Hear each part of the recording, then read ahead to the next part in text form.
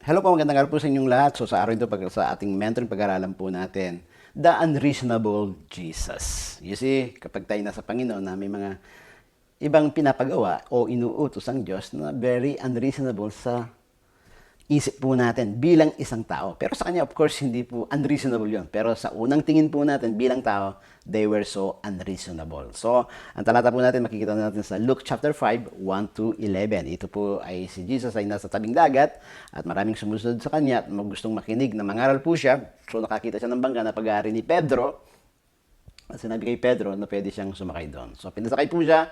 And then, pagkatapos po niyang mangaral, ay sabi niya kay Pedro, which is magdamag silang ng isda ng araw pong yon, ng gabing yon, at wala silang nahuli, ang sabi ng talata ng Diyos. So, ang sinabi ng Diyos sa kanya, Peter, sige, pumalaot ka ng kaunti, and then hihulog mo ang iyong lambat at manghuli ka ng isda. So, that's so unreasonable sa mga bihasang mga mangingisda. At sina Pedro at ang mga kasama po niya, yung mga bihasang mangingisda, alam nilang walang isda dun sa karatig dagat o sa malapit sa dagat na yon o sa tabing dagat. So, and yet makikita po natin dito, it's so unreasonable yung pinapagawa o request o yung command ng Panginoon sa kanila.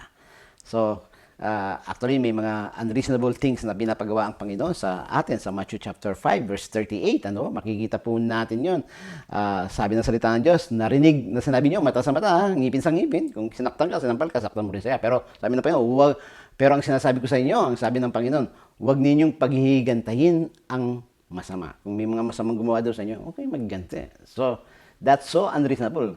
Kadalasan na po, pag may nanakit sa atin, gusto natin, doble pa nga yung ganti po natin.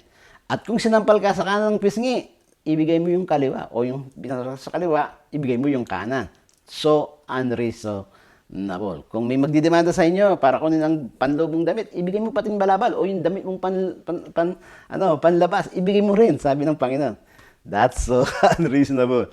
And then, kung pilitin ka ng iyong manlulubig na pasanin ng kanyang dala ng 1 milya, gawin mo ng 2 milya. That's so unreasonable. Ito yung favorite po natin. Ngunit ito naman sinasabi ko, ibigin ninyo ang inyong mga kaway. Love your enemies. Nako, lalo na. Unreasonable yan. At ipanalangin ninyo ang mga basher nyo, haters nyo, o ang uusig sa inyo.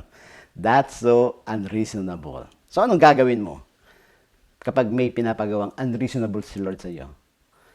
At wala kang reason para gawin yon.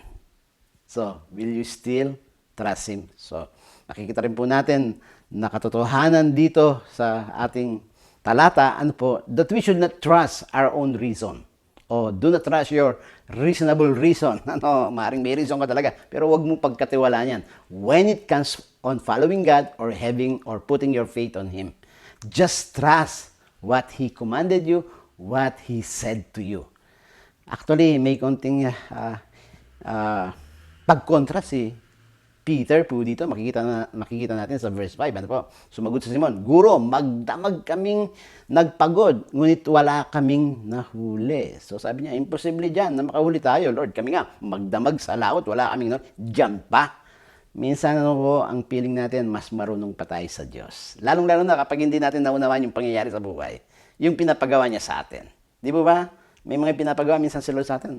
Parang, Lord, parang mawawalan ako kung ibibigay ko sa ito. Parang mababawasan ako, Panginoon, kung inihiling niya ang oras mo. Lord, ano yung reason dito? Ba't ako kailangan magatin ng church? Pwede ko naman pagtrabahuhin yon. At okay lang naman sa'yo, naintindihan mo ko. Pero, those are the unreasonable reasons. O unreasonable, pag mga ganun, parang unreasonable si Jesus. And yet, dahil gusto ng Panginoon pagpalain tayo at sumunod tayo sa Kanya, we have to trust Him.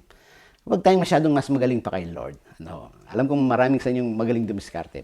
Pero mas maganda kapag tayo nanampalataya at iniligak natin yung ating puso sa paggawa ng mga pinapagawa ng Diyos kahit mukha silang unreasonable.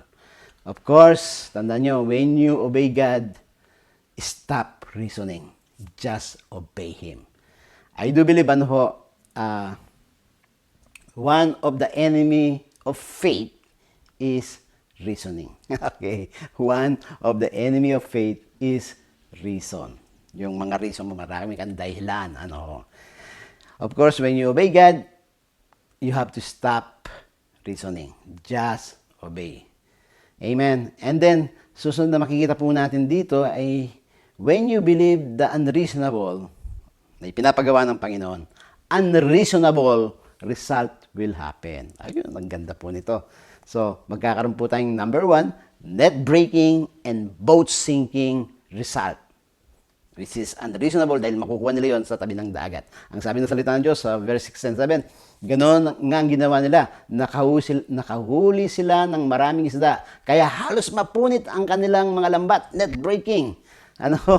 At kinawayan nila ang kanilang mga kasamahan nasa kabilang bangka upang magpatulong. Lumapit naman ang mga ito at napuno ang dalawang bangka. Ano pat halos lumubog ang mga ito. Net-breaking, unreasonable, tabing dagat, and then boat sinking. Sobrang pagpapala, sobrang dami dahil sa pagsunod nila dun sa unreasonable command or request ni Jesus sa kanila. Amen? And ano pa yung nangyari? It produces salvation when we obey the unreasonable command or request ni Jesus dahil siyang nagsabi, nang makita niya si Simon at Pedro, siya'y lumuhod. Yan, nagsuko na ng buhay niya. Inacknowledge na niya si Jesus. Sa harap ni Jesus at sinabi, layuan po ninyo ako, Panginoon, sapagkat ako'y isang makasalanan. Nangilalas, they were in awe. Siya at ang kanyang mga kasamahan dahil sa dami ng kanilang huli. So, nagkaroon ng pagkakilala sa unreasonable God. Amen? So, obey God, whatever it is, kahit hindi mo siya maunawaan. And then, of course, last result po ng kanilang pagsunod, paniniwala sa unreasonable na nagkaroon ng unreasonable result ay yung it leads them to their destiny, purpose, and mission. Dahil sa paniniwala nila sa unreasonable na request ni Jesus, unreasonable Jesus, sila po'y binigyan ng destino, layunin, at mission ng Panginoon. Kaya ang sabi ng Panginoon sa verse 10, gayon din, sina Santiago at Juan at mga anak ni Zebedeo at ang mga kasosyo ni Simon o ni Pedro, sinabi ni Jesus kay Simon, huwag ka nang matakot, mula ngayon mga tao na sa halip ng mga isda ang inyong uhulihin. So, because of that obedience to the unreasonable reason ni Jesus, unreasonable thing na pinapagawa ni Jesus, sila po'y nagkaroon ng destino, mission, layunin sa buhay. God bless you all po. Believe in God always at paglingkuran natin siyang patuloy.